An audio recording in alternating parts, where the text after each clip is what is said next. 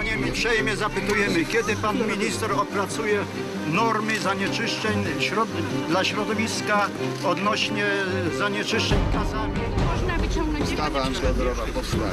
na 3 lata, tak jak on Ja powiedziałem, że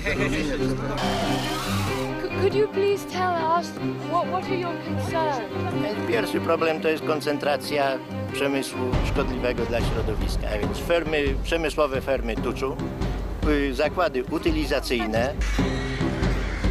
Ja chcę czyste powietrze, żeby nie śmierdziało, żeby moja wnusia żyła w czystym powietrzu, zdrowo, tak? Żeby mogła żyć naprawdę zgodnie z przyrodą.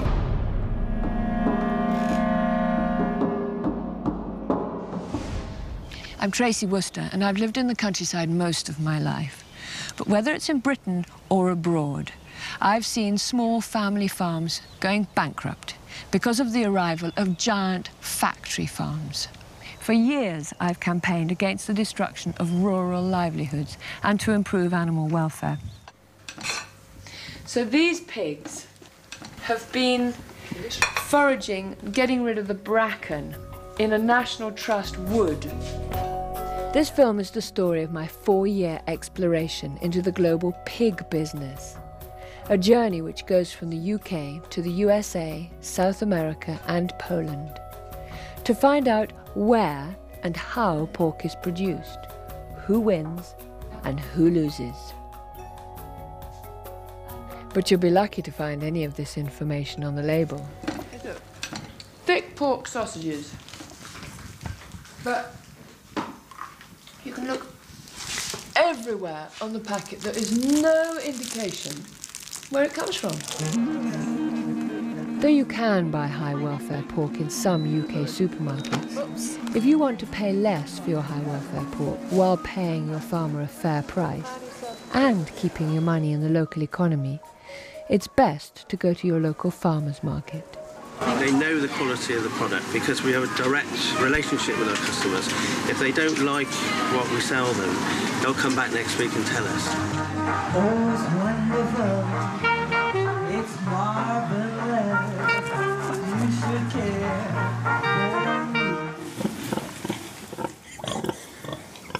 For stallholder Mike King, the secret of producing top-quality pork lies in the humane treatment of his animals.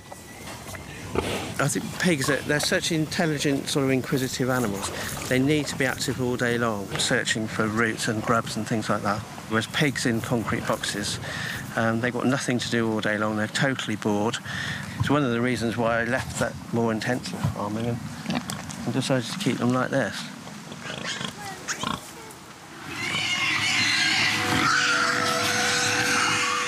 The intensive farming Mike referred to was pioneered in America, and it's the way most supermarket pork is produced.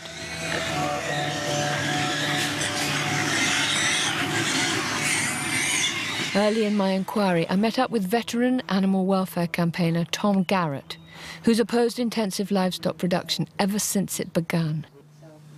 What we have, I think, is the application of industrial systems that were designed to build cars and build machines to living creatures. It's infinitely cruel in my mind, and no civilized society, whatever civilized society means, ought to countenance it. Sows, for example, are subjected to confinement in a very narrow cage, so narrow they can't even turn around during gestation.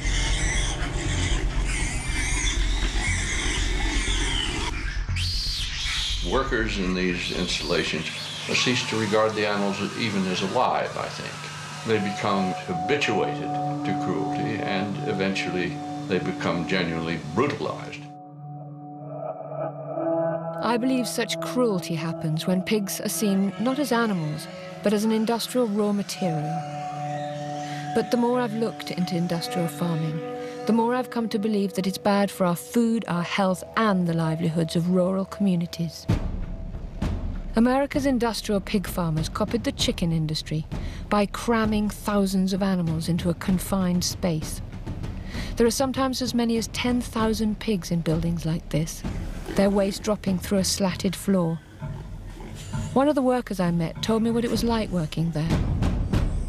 Y trabaja uno 12 días y descansa 2. Pues lo que me ha afectado son los ojos y luego pues a veces quiere dar vómito. Eso es todo lo que a mí me ha... Over the years, scientists have studied the effect of working in these installations and have found again and again that they can damage workers' health. One man who studied the scientific literature is Dr. David Wallinger. The risks that have been most studied are definitely the risk to people working inside the facility. And there is an extensive amount of science that really goes into some detail about how a pretty large percentage of the people working in these facilities, whether it's hogs or chickens, will come down with chronic sinus infections, asthma, bronchitis, and other respiratory diseases that are related to this mixture that they're breathing in. The problems with pig waste are not confined to those working in the farms. I met Rick Dove, former lawyer and Army colonel turned fisherman, who campaigns for clean water in North Carolina, where there are hundreds of factory pig farms. It's the way they get rid of their waste that's really most problematic. The hogs dump their feces and urine on the floor. It goes under the hog house out to a lagoon. I mean, there's no beautiful women in bathing suits by any of these lagoons. But it goes out to the lagoon and then they slop it on the fields. And then it runs off into these drain pipes they have underneath the fields. It runs off into the ditches and it goes right down to our streams, creeks, and rivers. And it's full of nitrogen. It's basically untreated waste. There are 10 million hogs in this small area. And those 10 million hogs are producing more fecal waste each and every day than 100 million people.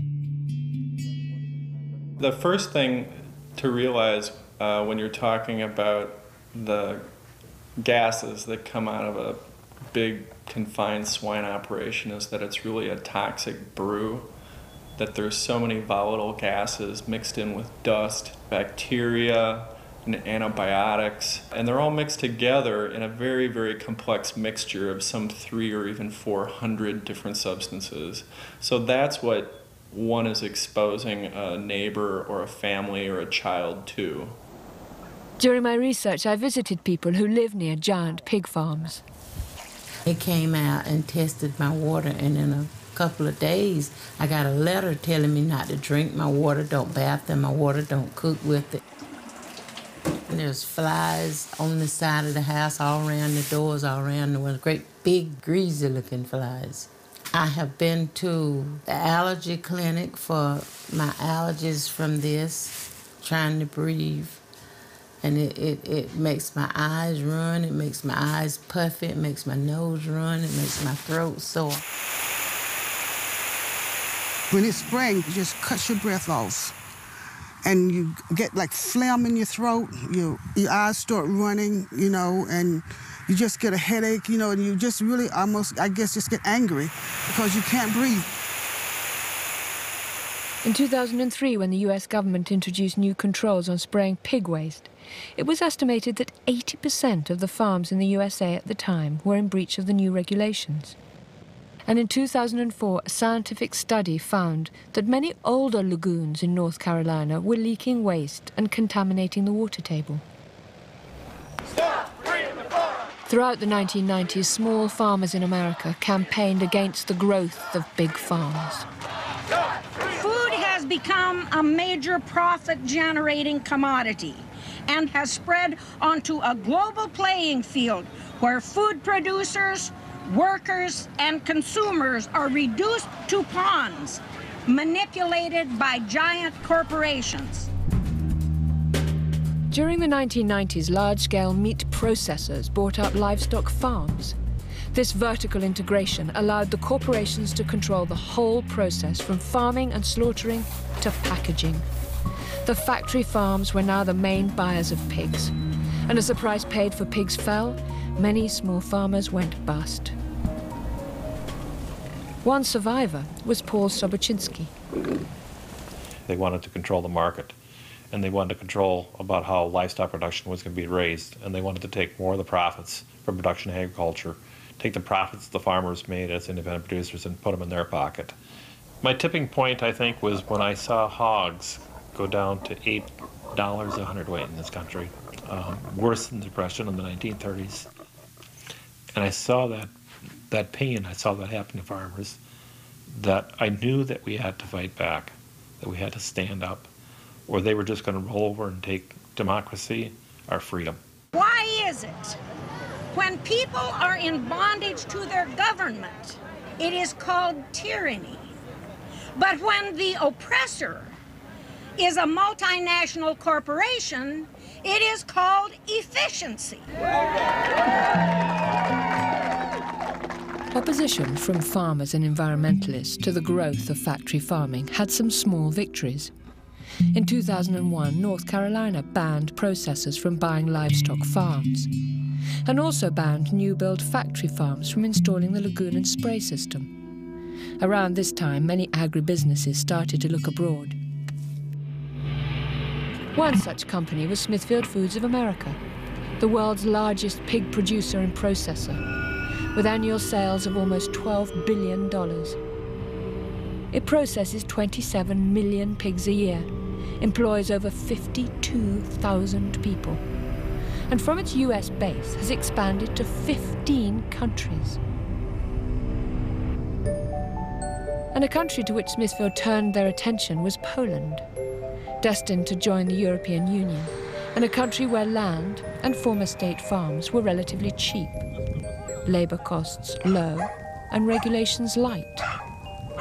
In Poland, Smithfield bought the former state-owned slaughterhouse, Animax, followed by 21 state farms. Its managing director explained why. We are in the farming business because we want to make money on it, yeah? And we believe that this has a great future. First of all, we are by far the biggest farmers in Poland. Secondly, we believe that Poland is a great opportunity for let's say, a foothold to get into the European market. In Poland, the arrival of big foreign factory farms coincided with a change in the law, which reclassified the definition of pig feces from sewage to fertilizer. This enabled the farms to use spraying techniques like this, common in America. No, raczej skorzystali ci, co używają dużo tej gnojowicy. I to jest, powiedzmy, jeden z negatywów rozwoju gospodarczego w Polsce. In 2003, Robert Kennedy Jr., nephew of the former US president, went to Poland to warn them of what he saw as the dangers of industrial pig farming. In 2001, he had filed a court case against Smithfield Foods, alleging that they'd broken environmental laws in North Carolina.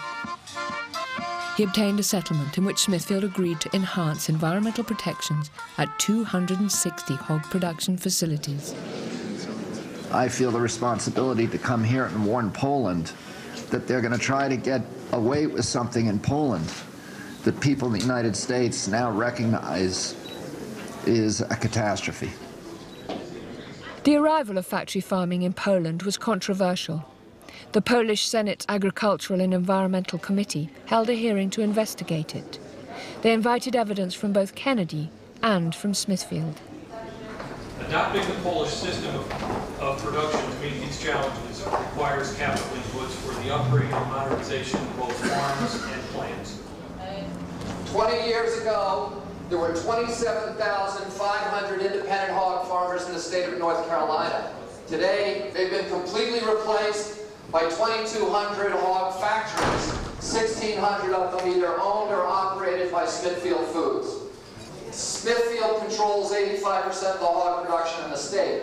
And every factory that's built gets rid of 10 traditional family farmers and replaces those jobs with 2 or 3 minimum wage jobs to workers who work in the plants. These facilities sicken the people who live downwind.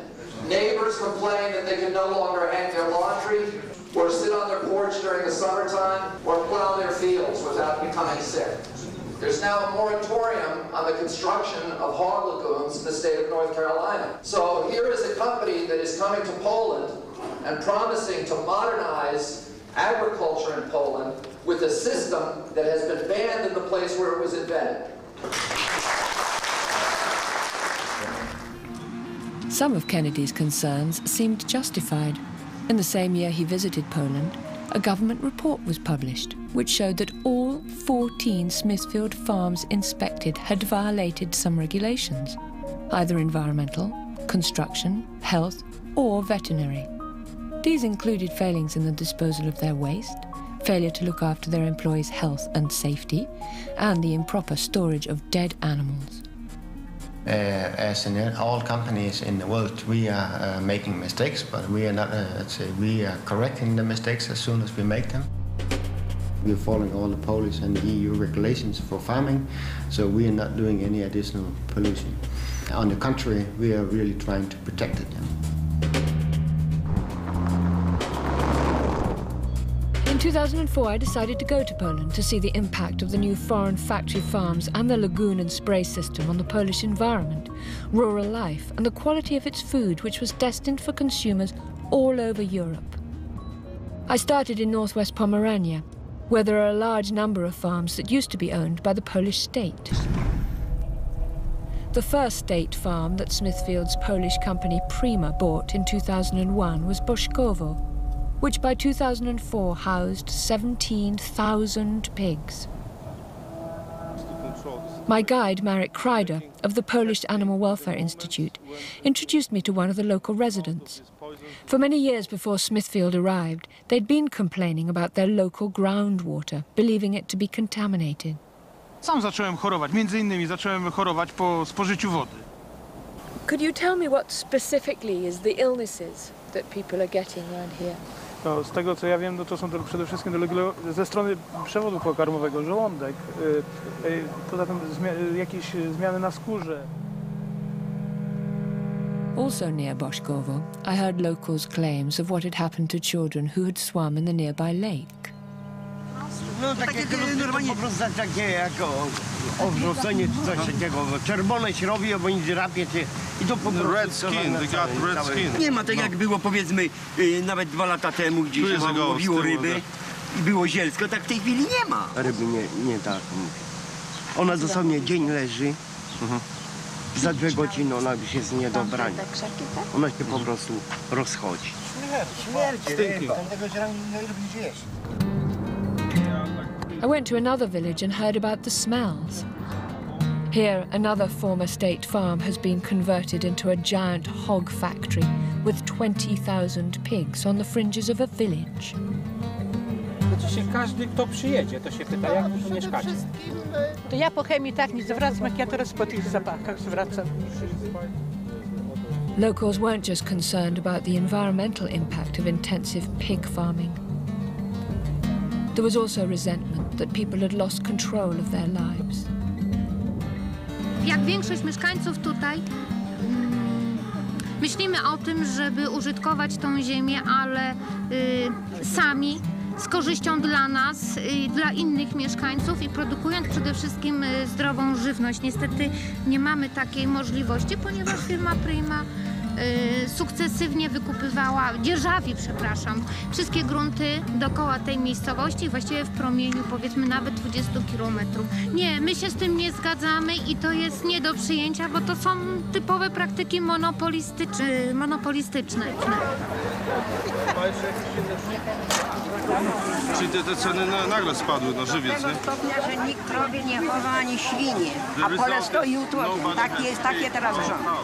To jeszcze my, to jeszcze, ale teraz te nasze dzieci, to nie wiem co będzie. What will happen without children? Roboty nie ma nigdzie. No job. Wszystko bez robocie i te dzieci chodzą, muszą kraść. No, wszystko chodzi i roboty nie ma nigdzie. Zapowiada się taka bieda, że będzie złodziej na złodziejuje. Okay. By now I wanted to see inside one of the factory farms. One person and no camera. Okay, why don't you want the camera there?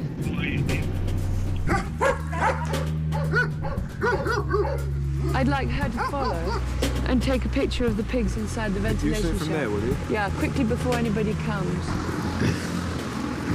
Unable to get an authorized picture of conditions inside any of Smithfield's Polish farms, a broken air vent was an inviting opportunity.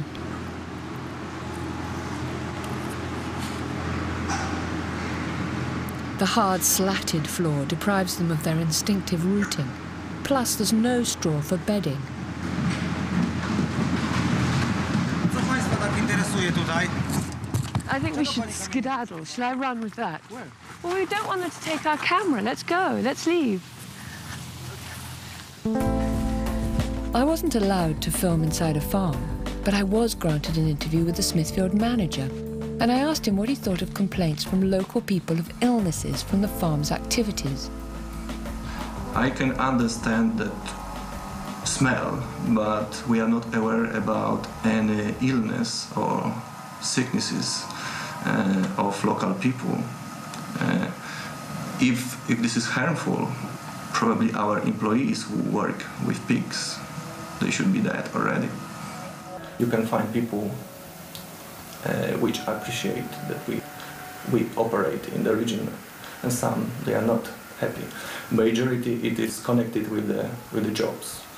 People who are employed, they are satisfied. Who are not, they are not. I asked a government official about the regulation of factory farms like Smithfield's. My kontrolujemy ten proces na bieżąco i zmierzamy do tego, aby uniemożliwić brutalny atak, że tak powiem, przemysłowego tuczu na nasze gospodarstwa rodzinne. Staramy się tutaj wytłumaczyć wszystkim, również naszym rolnikom, że środowisko polskie wcale nie jest tanie i że musimy sobie zdawać sprawę z tego, że jest to coś, środowisko to jest coś, co pożyczyliśmy od wnuków. Będziemy musieli im to oddać.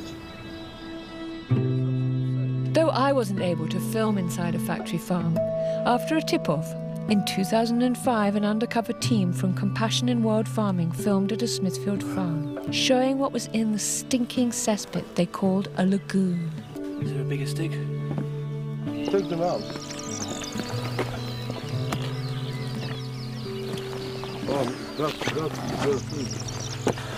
Smithfield responded to these pictures by saying it was physically impossible for dead pigs to get into the lagoon, and they would never tolerate disposing of them in this way. And they also claim that local officials, after an investigation, concluded that the pigs found did not come from their farm. Later in the same year, another team from Compassion in World Farming managed to get inside one of Smithfield's farms at the village of Wiskowice.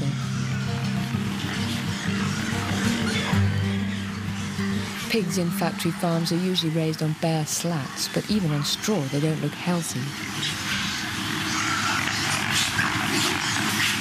Some really lame ones in there as well.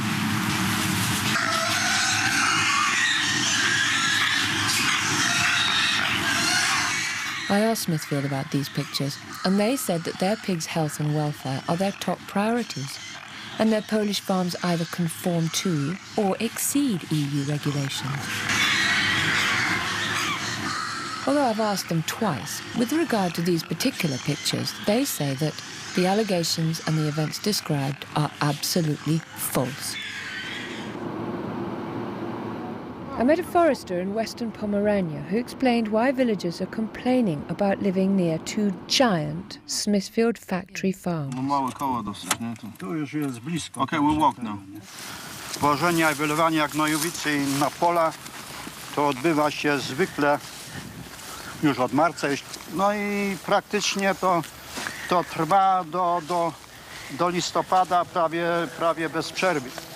Także no, te smrody mamy ciągłe.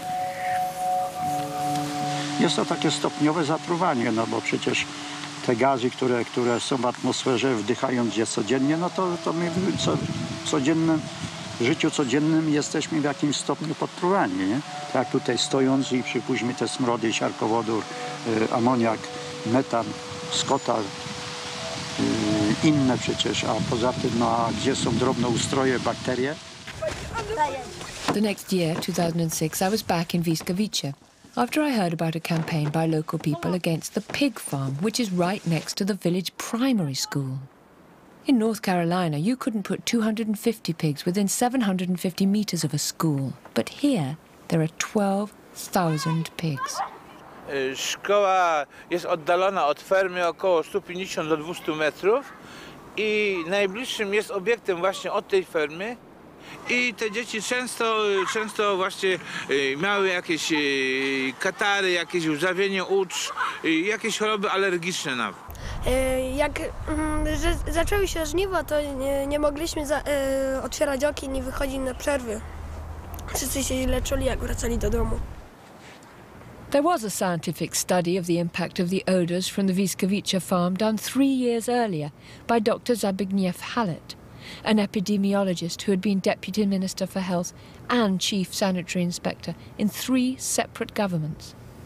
We found that those who live in closer distance from this meat factory suffer more from headaches, from sneezing, from stuffed nose, from running eyes, burning eyes, from neurological, respiratory and intestinal diseases, just because of being so much exposed to the noxious gases. Smithfield's representative in Poland, Morten Jensen, responded to these claims.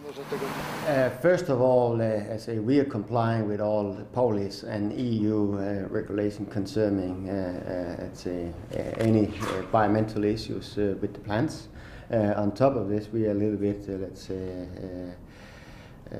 difficult for us to understand this complaint because the farms that we bought there was existing farms that have been operating over many years before we bought them. Yeah?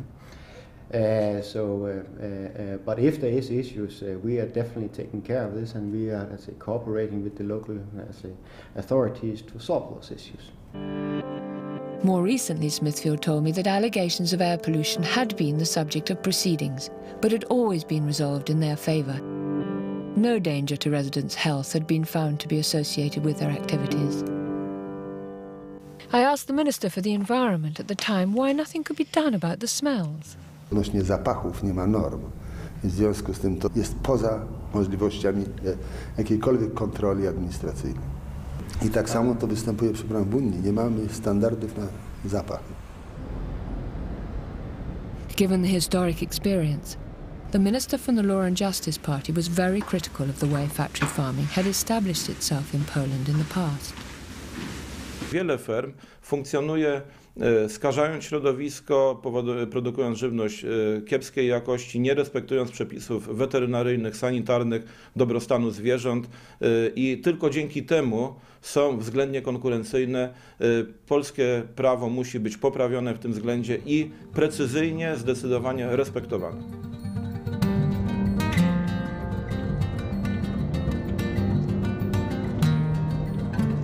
Every time I went to Poland, I was struck by its natural beauty. It's home to 200 species of birds that are rare or extinct in the rest of Western Europe, including 40,000 pairs of white storks that nest as cherished residents of Polish villages.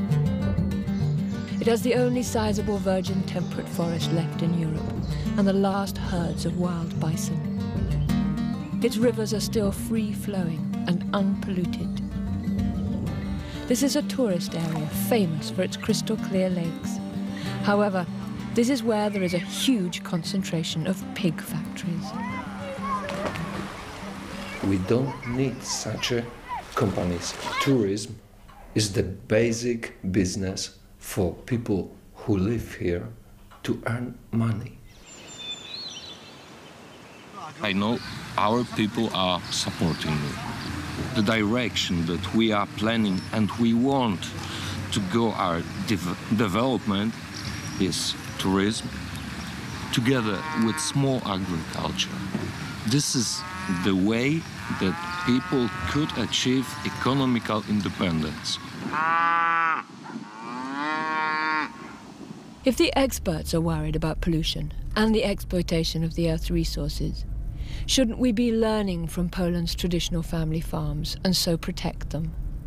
It works, it's adequate for this number of hectares and for the number of people, and it doesn't use a lot of energy, and it doesn't therefore contribute to the greenhouse effect. And as oil becomes more and more expensive, you'll surely find that this kind of farming is going to be more attractive and more economic for that matter.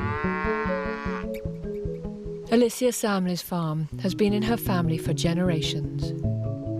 Nasza produkcja świń nie będzie się opłacała, dlatego że powstawają duże fermy i one produkują bardzo dużo świń. W krótkim czasie mają pasze z różnymi dodatkami, dlatego świnie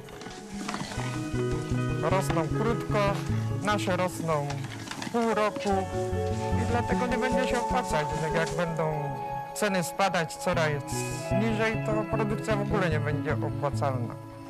To właśnie się nie podoba, bo duże gospodarstwa mają im więcej hektarów, tym więcej dopłat. A lot of the European officials are saying that the Polish farmers are too small. They've only got 18 hectares. What's too small about that? They want to sweep them aside so larger operators can take over and everything will be eventually owned by the corporations, I think. And what do you think will happen to Poland as a result of that? If Poland's family farmers are exterminated, as it were, it will destroy Poland's culture and, as far as that goes, its soul.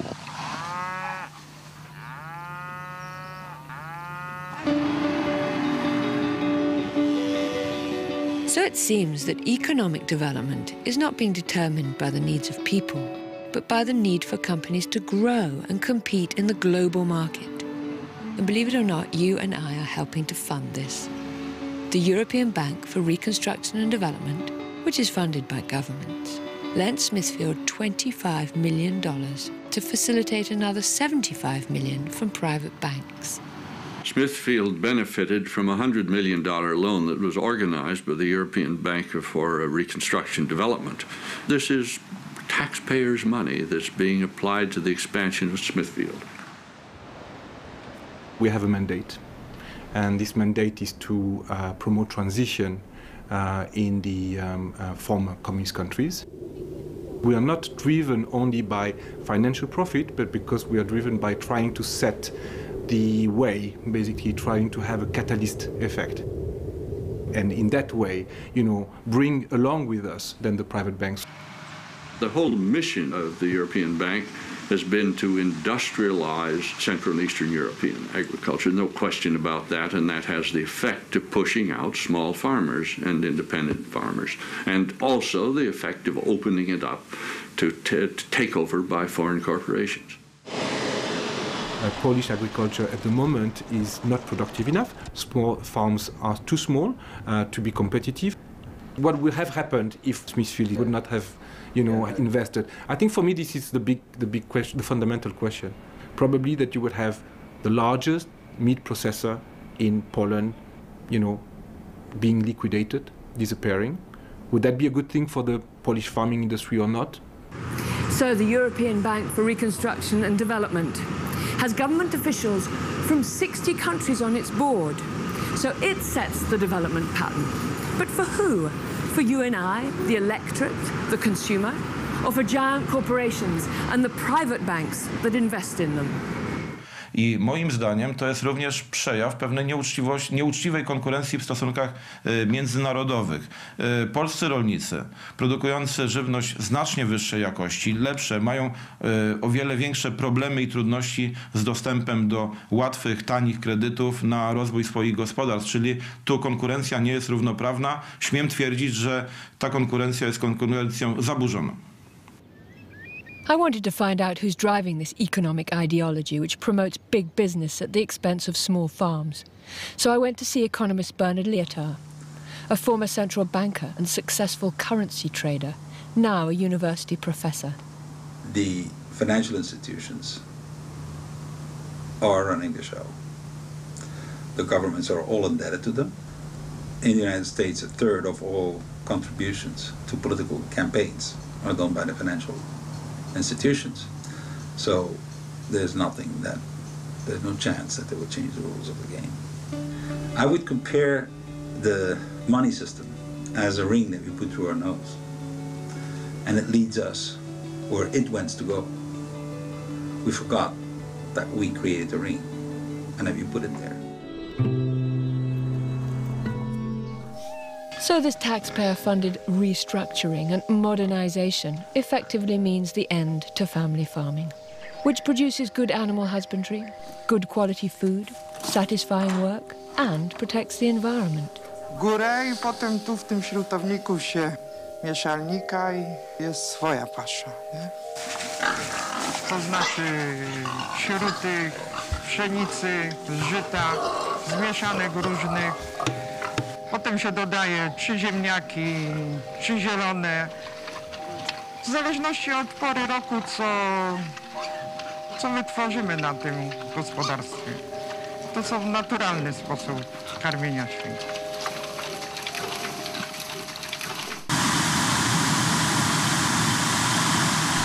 Unlike Alicia's homegrown food, industrial farming demands an industrial-scale production of animal feed.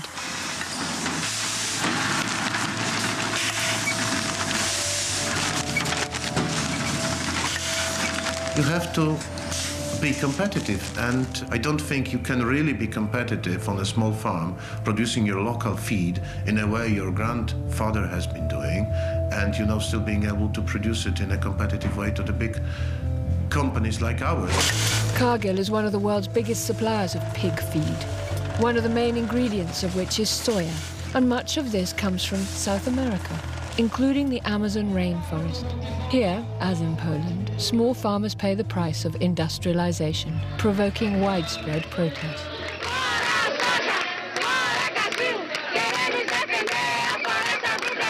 Rapaz, isso dá uma tristeza muito grande na gente, por saber que tudo aquilo que a gente gosta de conviver, para dizer até amar é uma palavra muito mais profunda, né? Mas que a gente gosta de conviver está sendo destruído. Os menos para ajudar um outro povo, mais para dar comida para bicho.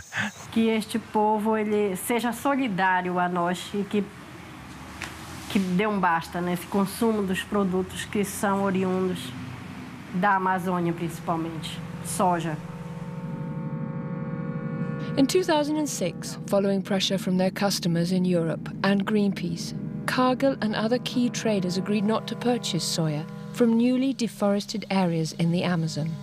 But there's still over 1 million hectares of soya grown in the Amazon, depriving local people of land and exposing animal and plant life to pesticides. Back in Poland in 2006, at a conference to discuss sustainable economic development in the EU, I found villagers demonstrating against the health and social impacts of factory farming. Inside, I heard, yet again, about the thinking behind the shift from local communities to global economies. What is going to happen in rural areas in Poland, I can tell you that. There is the area of reforming the agricultural activities. And then there is the issue of what do we do with the people that eventually are being set free, because agriculture is getting more productive and people will not be able to work there anymore. So what we are trying to do is to develop alternative activities to help the rural areas to become, well, I'm not saying competitive, but to become economically viable. Mam tą satysfakcję na rolnictwie robić. Tylko to jest, że tak nie ma opłacalności, nie? A te hale tu stoją. Zobacz, te hale tu stoją. Widzisz tutaj, nie? To co oni tam robią? They're making parts for cars.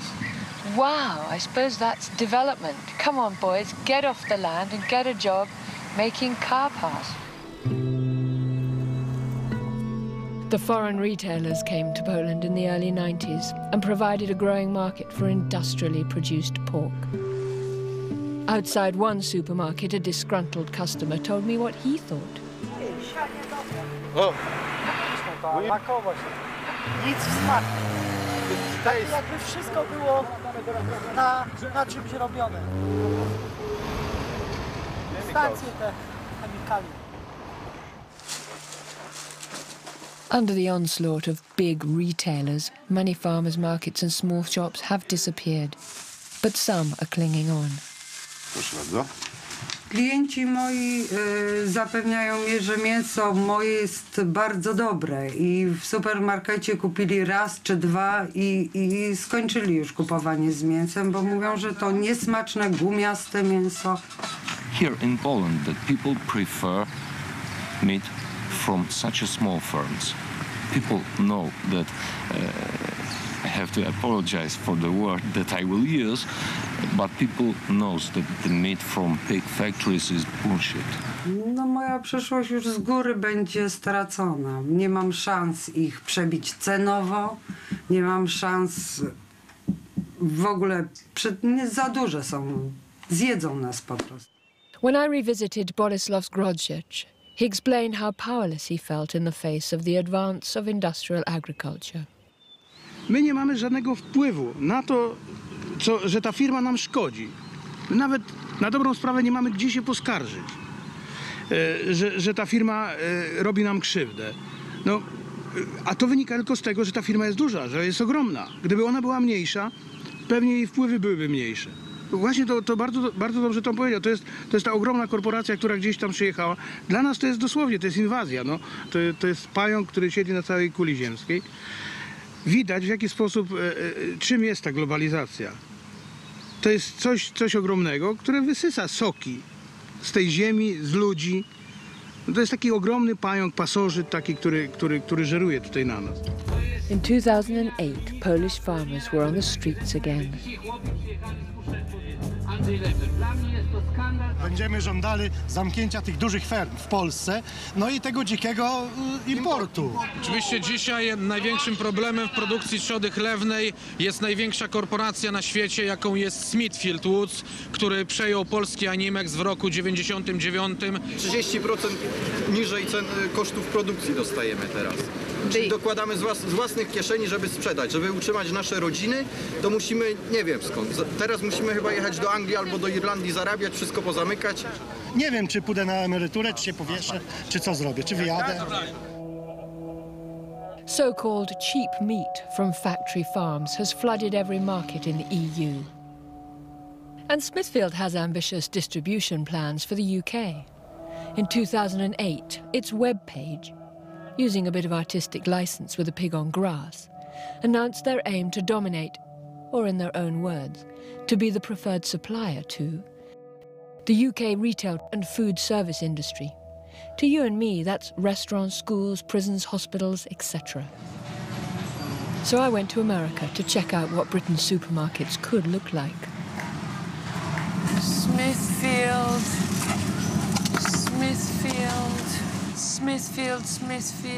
loads and loads and loads of Smithfield food dominating the pork section. This is the Walmartization and commoditization of every product. Smithfield is producing these uniform cuts, which is what, Walmart wants it to do. And in the meantime, they're homogenizing and they're diminishing quality of life for everybody in this country. And I don't think it's good for America. It's not good for our food supply. It's not good for our food security. In 2006, I was refused permission to interview their chief executive, Joe Luter. However, to my delight, in 2008, they granted me an interview. Okay, so I'm just off to Smithfield to interview Dennis Tracy, who's their environmental waller, an attorney, terrifying. They must absolutely loathe me, but I'm sure they'll be extremely polite, and they will reject every single thing that I say. Tracy was there. Hi, Dennis Tracy. How are you? Okay. Welcome to Smithfield. Let me tell you, I really appreciate you all coming here and talking to us. I mean, I know that you may not agree with what we do, but we really take pride in what we think we're doing, and I appreciate you giving us the shot to at least talk to you about it.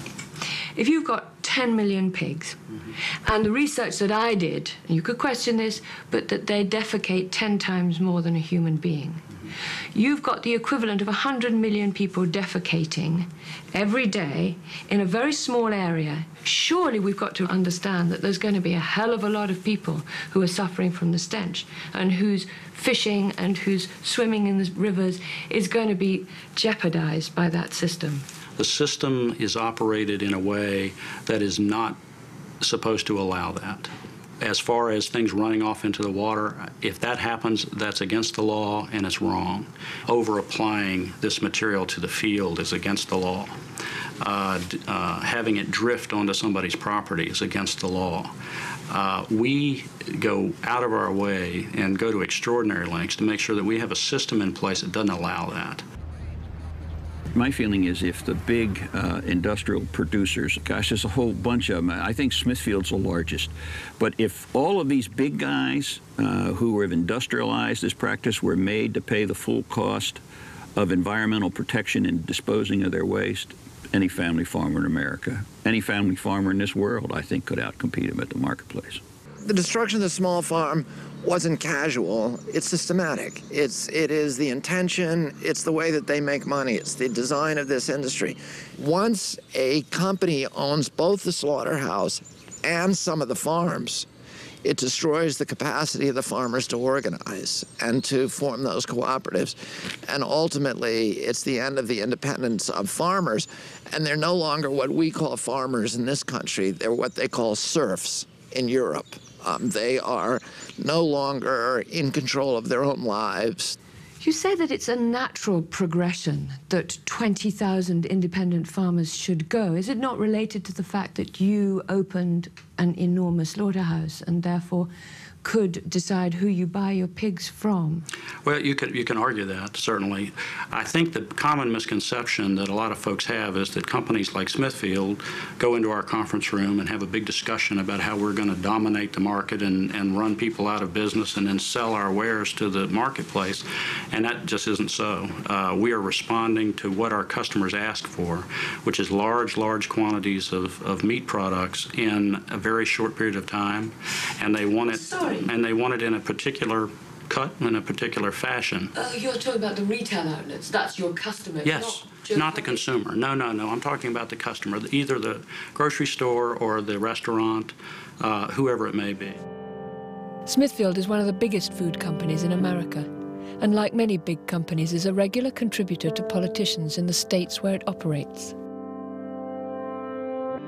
You said that you're not trying to interfere with politics. And yet, you seem to give a lot of money to politicians who support your position. And they've changed the law to suit the pig industry's position. Political contributions are not common. They are the way of life in American government. It's part of the American system, which is know your representative, make sure your representative knows not only you and your family, but your company and your business, so that as they make decisions, they're aware of the impact of the decisions they're making may have on that company or that community or that person. I think it would be, I think if you ask any politician here whether they have been purchased by Smithfield Foods, their answer would be no. But what worries Kennedy is the way big business and banks dominate the whole of American life. It's a battle about who's going to control our resources. Are the resources of the land going to be controlled by a kind of corporate feudal system, or are they going to be controlled by the people? Teddy Roosevelt, who was a Republican, said that America would never be destroyed by a foreign enemy, but he warned that our political institutions would be subverted by malefactors of great wealth who would steal them from within. Abraham Lincoln, the greatest Republican in American history, said during the height of the Civil War, I have the South in front of me, and I have the bankers behind me. And for my country, I fear the bankers more.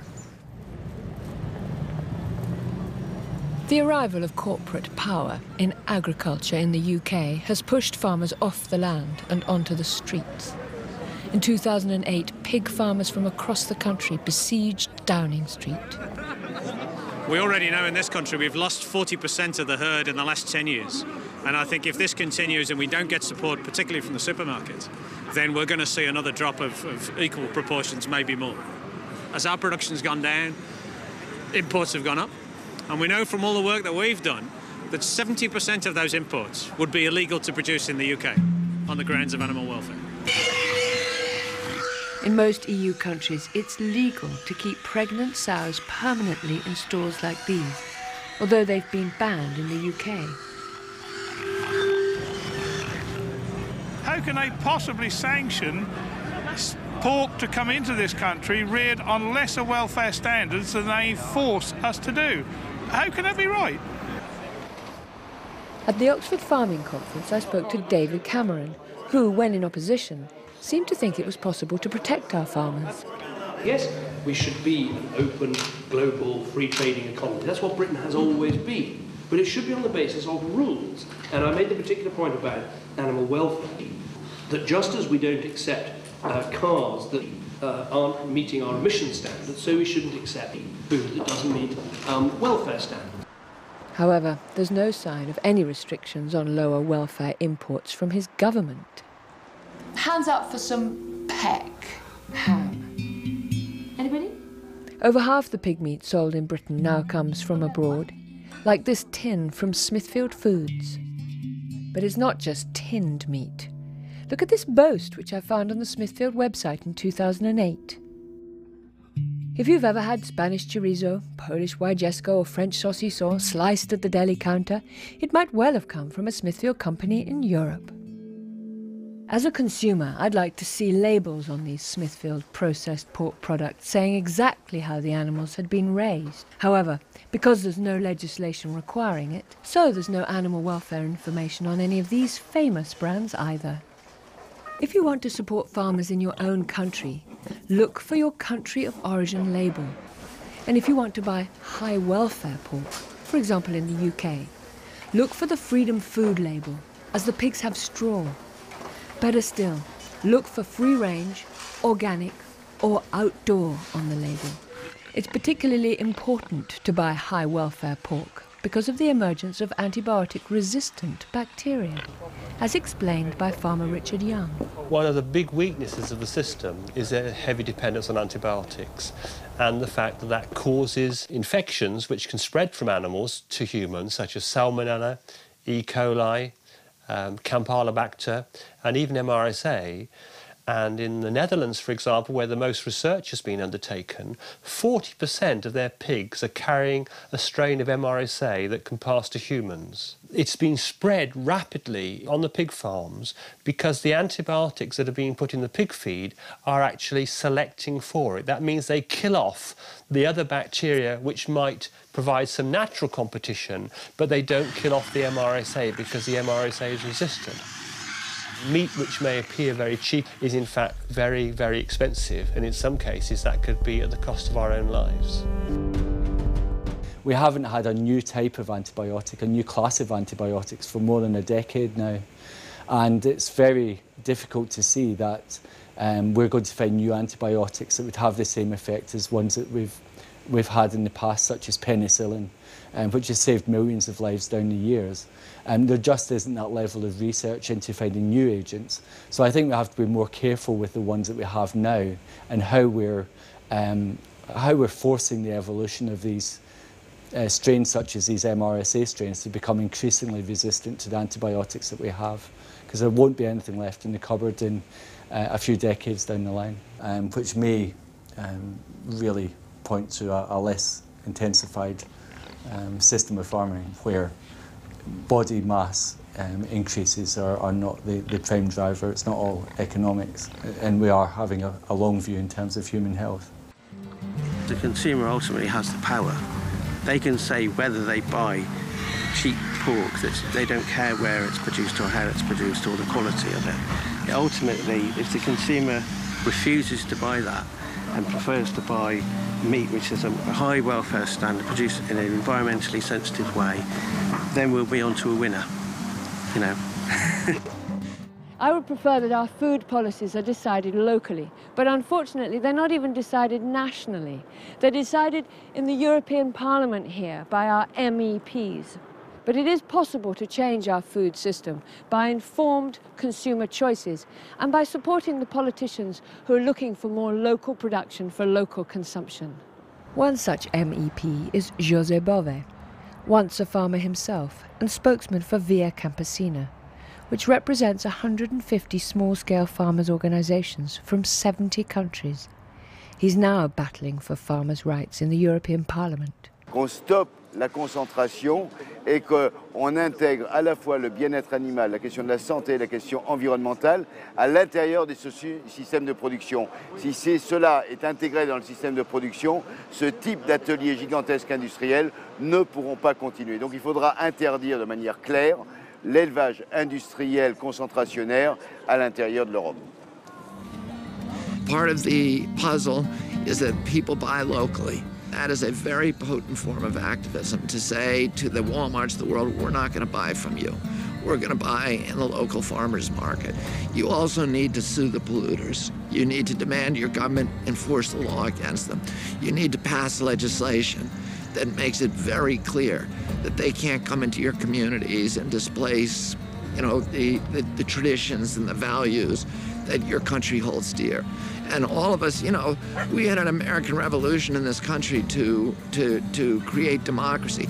We need a new American Revolution in this country now to fight against the corporate feudalism that we are now dealing with, that is embodied so much by this industry, that is eroding everything and subverting everything that we care about in our democracy.